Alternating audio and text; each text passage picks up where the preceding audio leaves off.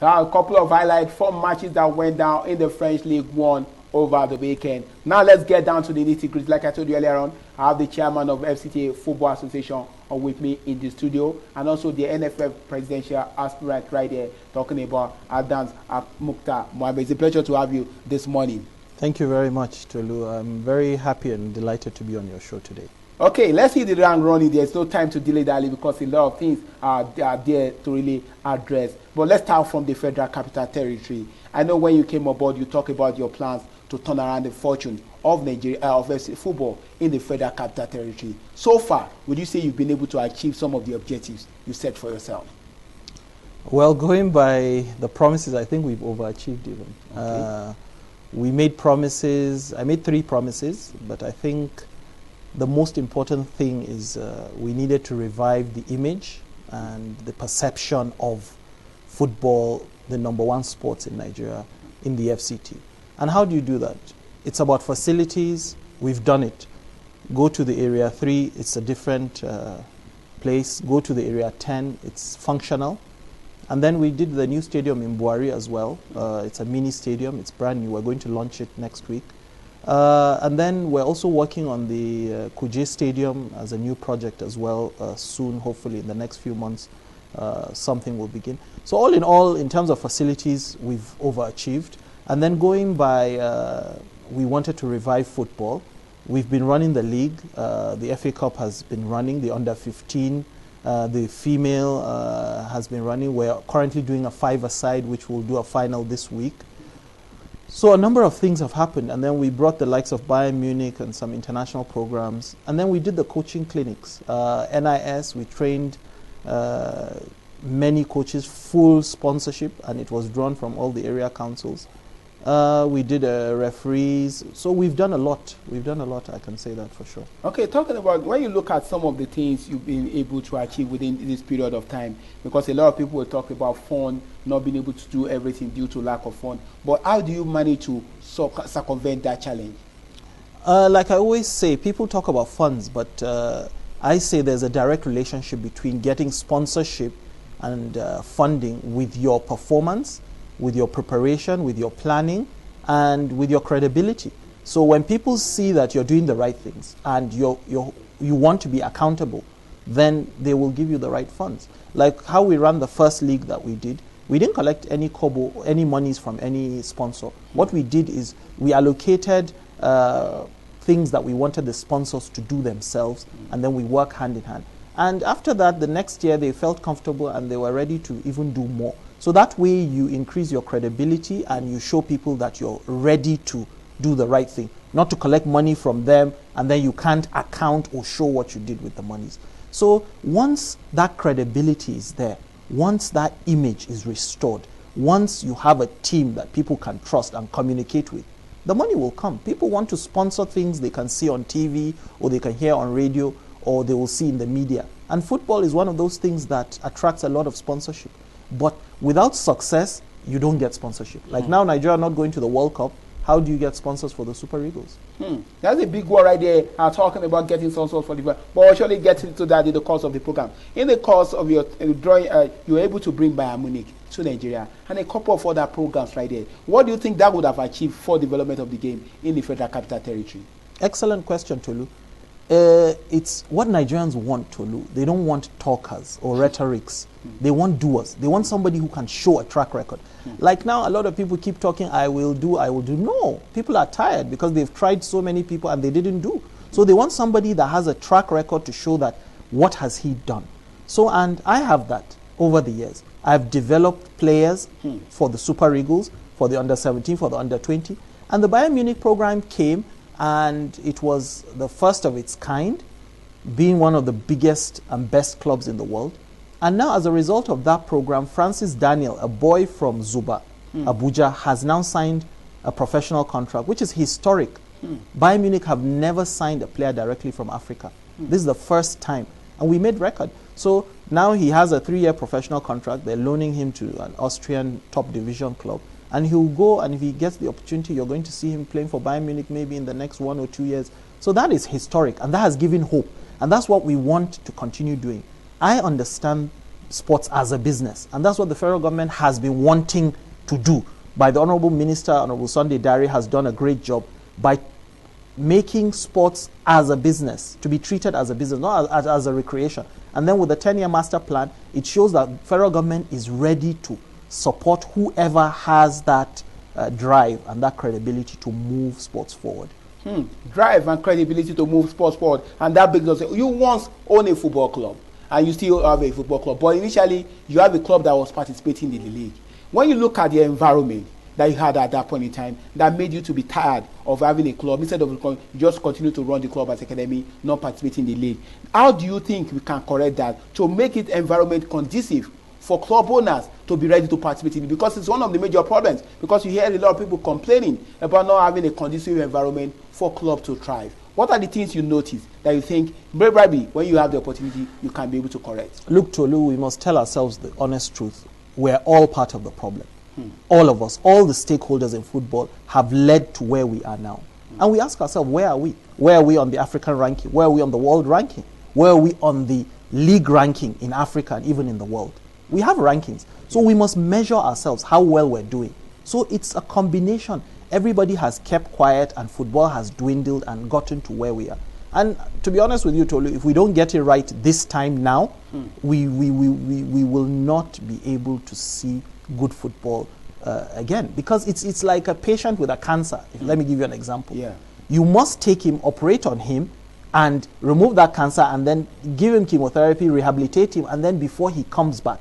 So for us, if we really want to do it, the stakeholders need to really look deep down and tell themselves the truth, that we must choose the best people to run our football, to change the direction, and let's get a fresh start to everything. You talk about the league. It's been dwindling over the years. Let's be honest. A lot of things have happened, and I personally don't like to look back, but I'm looking to the future. Who can now come in and give a fresh direction? That's what I think. So I have been a revolutionary in terms of the academy side of things. I have been one of the first people who has shown that you can translate academy players to the Super Eagles and even to Europe directly. And I've done it many times. Many players, we have transformed them without them playing in the league. And that has given the academies a boost, a source of income. Now each academy understands that you can make money, you can invest, and you can develop. And that's also a big ecosystem that feeds the league. But we give league prominence and importance ahead of the academies. But no, all over the world, the academies are number one. That's the grassroots. So I'm a grassroots person, and I have led the way in giving grassroots hope over the years. In the last 20 years, that's what I've done. And we have broken that jinx to take players from zero to hero directly to Europe. And now you can see, Tolu, all the top players in the Super Eagles are from academies. Well, impressive, because you just hit a very salient point right there. Because we've seen instances where players from the academy, just like you said, walk straight to the main team and they didn't go through the process. It shows that there's something we are missing. And at times, you have players who stay around for a long time, couldn't get to play in Nigeria professional football league, probably because they don't know somebody and couldn't get to play in the brand. And that brings us a major issue.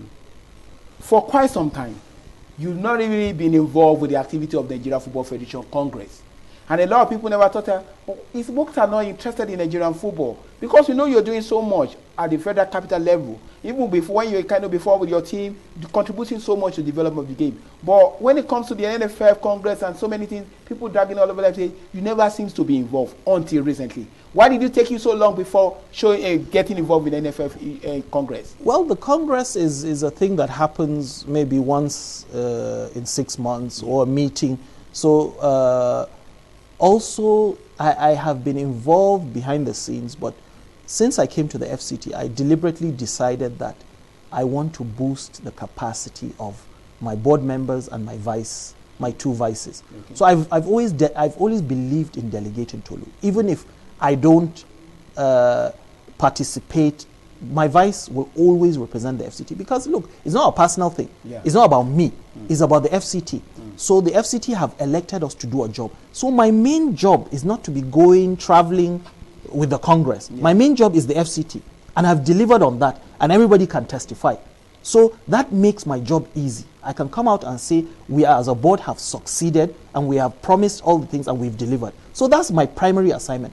then the Congress is a secondary assignment. And my vice chairman has always been there to represent me with my board members in events as such. So, but in any important event that I feel that my presence is needed, I have now attended, and decisions have been taken with me.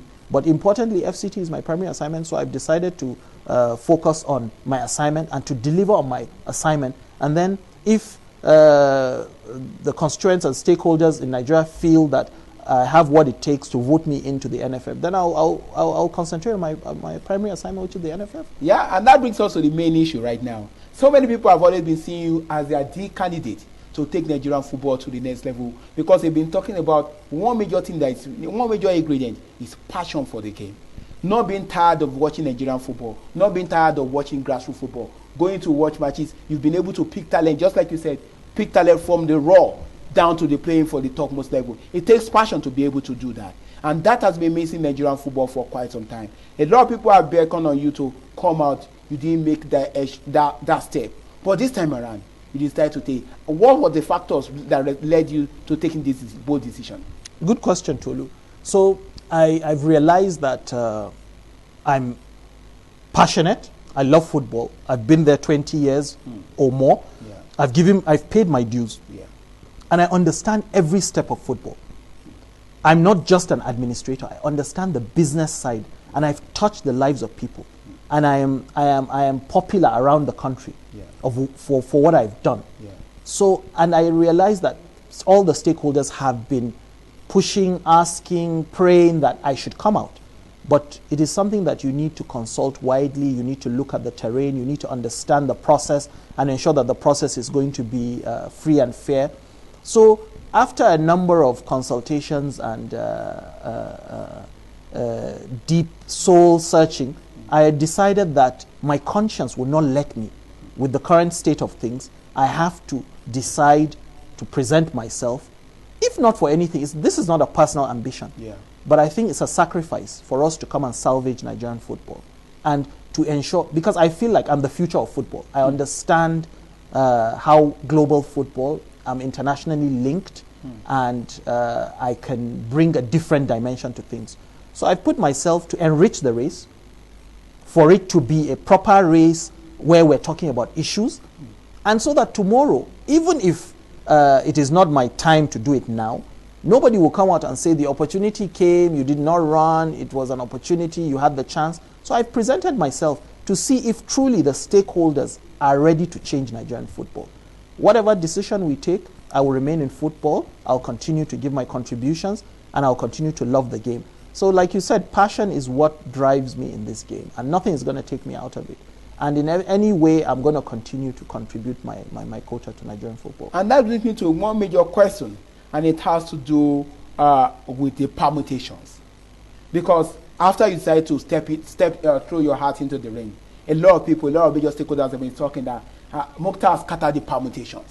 Because they didn't say, Mukhtar is going to come out to comment. They said, the possibility of the candidate coming in. Some people say probably should have come in as a first vice president or stuff like that. That it seems you have changed the dimension of everything. Do you agree with that? I don't agree with that. I think we have all sorts of people from all walks of life wanted to contest. It's the biggest race ever in terms of number of candidates and interest, which is good. There's been agitation from ex-internationals and players that they want a bigger slice of running football in Nigeria. So people ask me, do I want the Congress to be expanded? I say, why not? If it's a genuine concern, it's a genuine agitation, let's sit around the table, talk about it, and come to an understanding. Because everybody is not happy with the way things are, and I think with us coming together and even enriching the race, it has provided different options. Because Tolu, once you don't have options, then you can't really make a good choice. But with options, tomorrow if you make a wrong choice, then you know that you did it and Nigerians will hold you accountable. I tell people that we're actually holding football in trust for 200 million people. Just because you're the chairman today, next 4 years you might not be the chairman, but Nigerians will still remember your face, your name, and how you voted for the future of Nigerian football. So I tell my colleagues in the Congress, you must realize that you're holding it in trust for Nigerians, for your constituents. So you must take the right decision at the right time. If not, Nigerians will hold us responsible. They will remember us as we did not perform, we failed. Because at the critical time that Nigerian football needed a new direction and we had options, why didn't we do the right thing? Why didn't you do the right thing? And now this issue has to do with zoning. Some people are saying it should be zoned to the north. Some people are saying it should be zoned to the south. Or some people are saying there's nothing like zoning in Nigerian Football Federation. May the best candidate win. What's your take on this? I don't believe in zoning. I don't believe in zoning because I don't see myself as a northerner or anything. I see myself as a Nigerian. My allegiance is to Nigeria. I love my country. I want my country to be as united as possible. I have schooled in different parts of the country. I went to a Catholic school. I schooled in Lagos. I lived in Lagos. I'm from Kano, Jigawa. So now I'm in Abuja, and I've been elected in Abuja. So, even when I was contesting for the FCT, people say I'm not an indigene, but I think I have outperformed the indigenes that were there before me in every sense. So I don't believe in that. Sports is a game. It's a game that unifies us, that brings us together. So in my dealings from childhood to now, I've never discriminated or seen anybody as different or outside of my tribe or religion or creed. I never consider that. So for me, I think whoever is talking about zoning or is just trying to use those as an excuse. But just come out with your issues, but not only promises, but what have you done? If you're coming from your state, what have you done in your state? Those are the critical questions that I'm saying the media should ask. Once you have performed and you've shown performance, then you should be considered an eligible candidate or a front runner. That brings me, you talked about what you have done. I've seen some ex-internationals who have come out to say they want to vie for office. And at a particular point, I asked one of the ex-internationals, I said, in the last 5 years, what have you done for grassroots football? It's not necessarily at the national level. We all know that you play for the national team, which has qualified you to run for office. But in your own community, what have you done? Because we have instances where people have come out there, the ex-international should be allowed to run the football, just like Samuel Eto'o is doing in Cameroon. But we can attest to what Eto'o did while he was playing for the Cameroon national team. But some of these international, we cannot even really say, well, this is what they have done for football. We've had instances where people have made money from football and taking that money into real estate, into other means, not even investing in football that brought them fame and fortune. Should the fact that they are ex-international should be the reason why they should come into the Nigerian Football Federation, or because of what they have done for the growth of the game? No, I disagree. I have said that clearly in several places. I was asked questions about, do I think ex-internationals? Of course, we should even find a system to repay them for their services to the country and to respect them, to honor them, and to not ever forget them. So I subscribe to that. But running football is a different ballgame. It should be open to anybody that first has the passion, has invested his time, his life, his resources, not only money, but like you said, tangible things that you can see. Who have you come back, even if it's to mentor people or to find a way to educate these players in your community, like you said. So you shouldn't foreclose it to say that just because you played football, then it gives you an automatic ticket to come and run football. No. Have you run football in a smaller micro level to come to even a state level and talk of the federation? Nigeria is a very complex country, is a big country. We're the giant of Africa. So you want somebody that has it complete, that understands everything, that understands the international side of things, that has that reputation, that credibility, that people believe in him and he has done it, for him to lead from the front. Look, Tolu, I've said it. The NFF is always in the front burner in the news. No. In other countries, if I was to ask you, do you know who the president of the English Football Federation is? You don't know. Yeah. So why should the NFF be in front? The NFF should just be a supporter to give that leadership, to ensure that remuneration, logistics, facilities, why don't we have a national training center?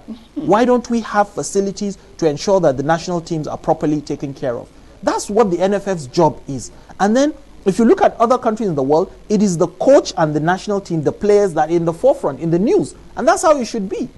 We had instances. We had you hear announcement coming from incumbent NFF president. We have enough money to run the federation without federal government assistance.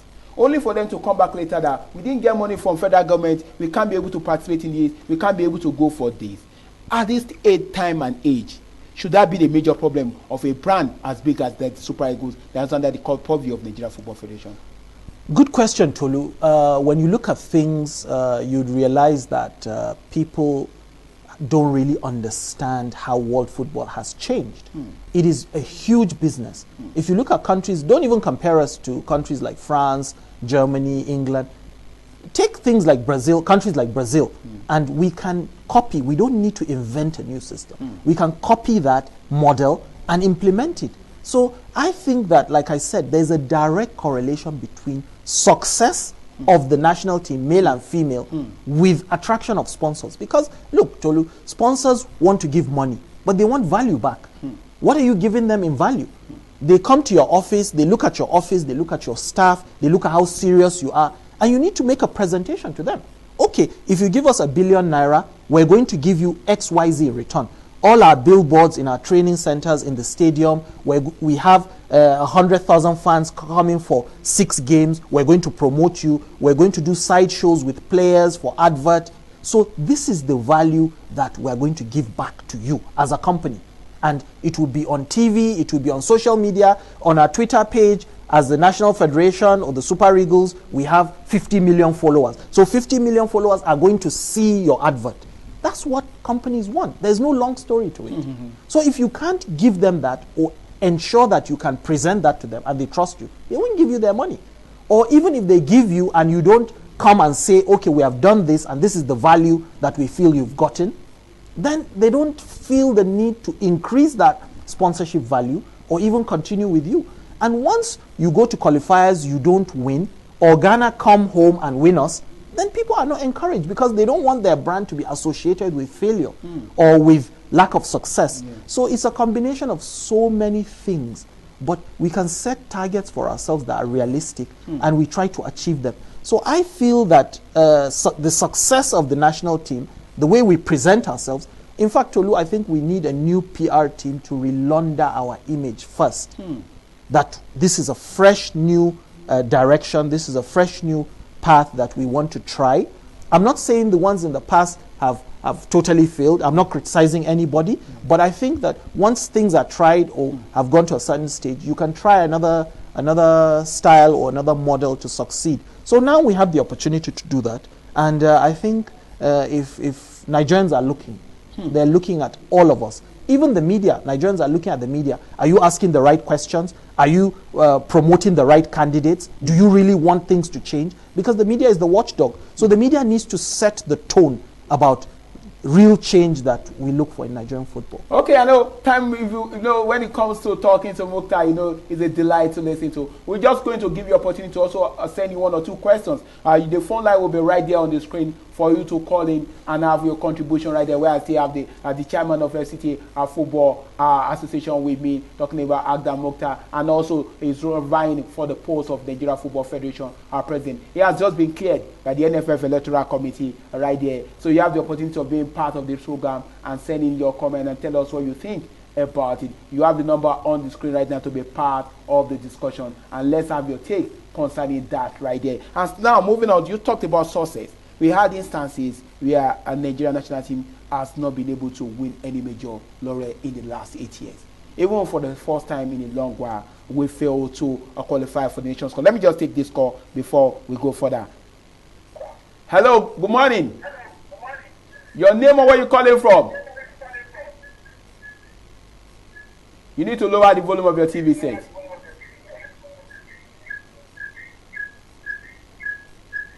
Are you still with me?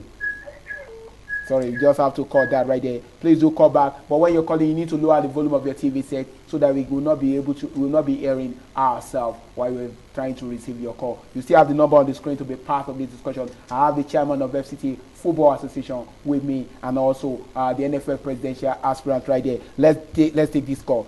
Hello. Good morning. Good morning. Your name and where you calling from? Yeah, this is Abdurrahman from Republic. I'm really enjoying your program. Thank you so much, Abdurrahman. Is this man contesting for chairman of NFF? He's contesting for the position of president of Nigeria Football Federation. This man will go for it. Thank you so much for that. Okay. Okay. Thank you so much, right there. Okay, thank you so much, right there. So, if you have any questions, do you have any question for the FCT FA Chairman? Okay, we lost that. Please do call back right there. You have the number on the screen to be part of the discussion. If you have any question or one thing you want to ask concerning football, it's right there with me in the studio, and you can really take your questions and let's see what with him, because a whole lot of things to talk about when you are talking with him. We have another caller right there. Hello. Hello. Okay, let me see. We're still trying to get that. Hello. Are you with me? You need to speak up so I can hear you. Okay? Why we try to get more calls coming through right there? How we talking about sources? And we look at the fact that in the last 8 years, our national team failed to qualify for the Nations Cup back-to-back, which is a major source of worry. And also, we talk about women football. There is not been a proper structure in place that can help us to continue to produce women football. We've dominated on the African stage, but when it comes to the world, we always falter. What do you think is the major? How do we address this issue? It's simple, Tolu. I think it's a case of a lack of a blueprint, an action plan, and you follow through. So if every country has that, we don't need to create anything special. We copy as well and paste in the sense that something that suits us. So take, for example, Spain. Spain won the World Cup, but they had to go and sit at the table and say, okay, we want to win the World Cup. We give ourselves 10 years. How do we do it? You need experts. You need top brains to do it. Yeah. So you have to think of facilities, which has to be across the country, spread out. You need to support the clubs to do academy systems. You need to have a good regulatory system that enforces the whole process. Then you need to have the resources. So government needs to support together with companies. Maybe it's a tax break, incentive for companies if they invest more in sport. Why can't we have this sports tax fund, like we have the educational tax fund, or merge sports into the education tax fund, whereby you have an incentive that companies produce and support development of grassroots facilities across each and every local government in the country. Why don't you support the training of the coaches? You're training the trainer. Once our coaches have education, you begin to see results. Okay, let's take this call. Hello. Good morning. Your name and where you calling from? My name is Dr. I'm calling you from Anugu. Okay. Let's hear you. What's your take? What do you have to say? My take is the official in NFF to realize that sport is more of an employment. We are having a lot of issues in Africa because our sporting sector are not working. In sport, in European countries, are the actual fact. A lot of employment. So most of the youth are being employed in the sporting sector, not the formal sector, but the sporting sector. And there are a lot of money in sport. Talk of money, talk of sport. The grassroots development of sport in Nigeria is there. Go to Nigeria, there's no sporting centers in Abuja. There's no sporting centers. There's no grassroots development of football. NFF, I don't want to participate there, but a lot of things are not going on. Okay. Thank you so much. I think your comments are noted right there. He talked about what you have been talking about, facilities, to really turn around it for you. Were saying something about facilities being really available to support with government and tax fund. That's rebate. So, Tolu, actually, sports is even beyond a business. It's a strategic national issue.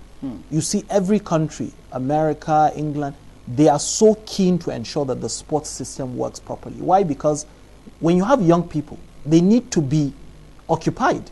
They need to be busy. They have energies. So it's either you have a local community sports center that they go there to play basketball, football, and they take their time off.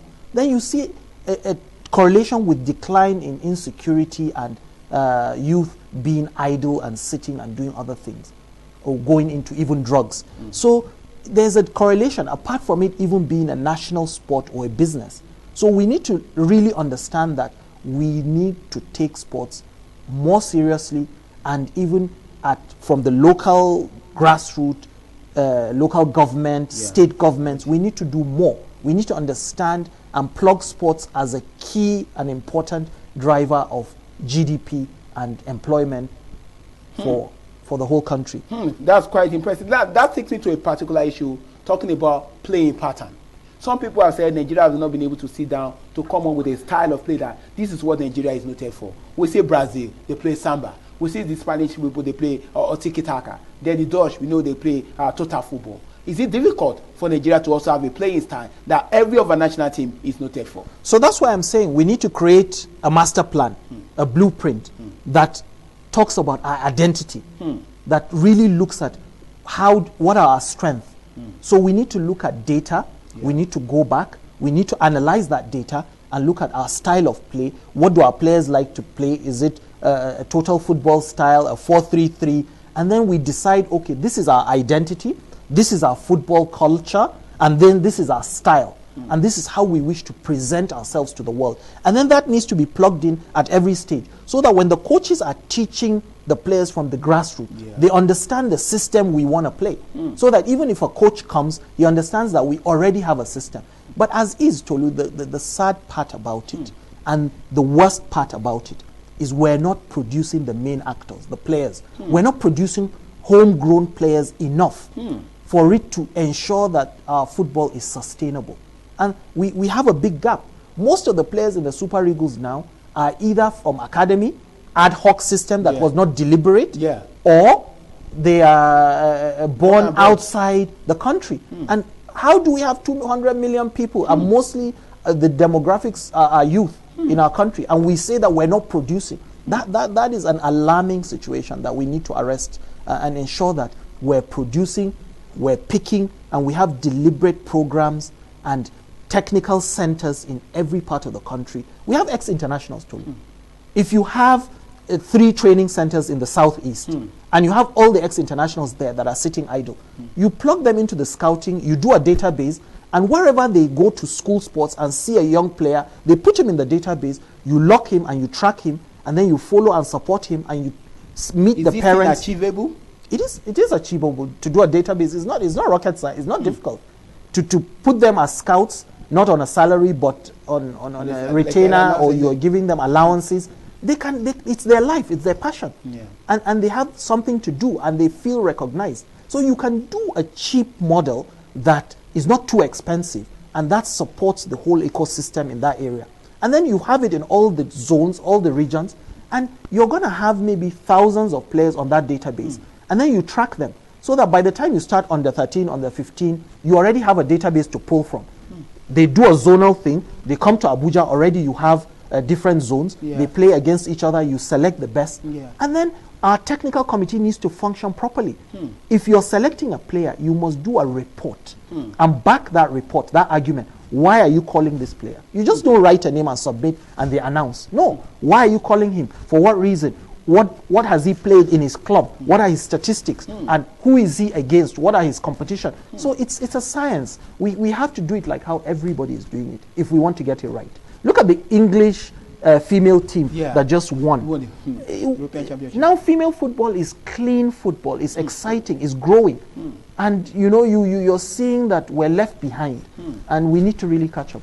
Well, the question that I would definitely be asking before you go, because time not really friend, how come we've not been able to implement this? Because we are the people who talk about so many things. We are playing scientific football, wanting to turn around Nigerian football. How come we've not been able to implement some of these things?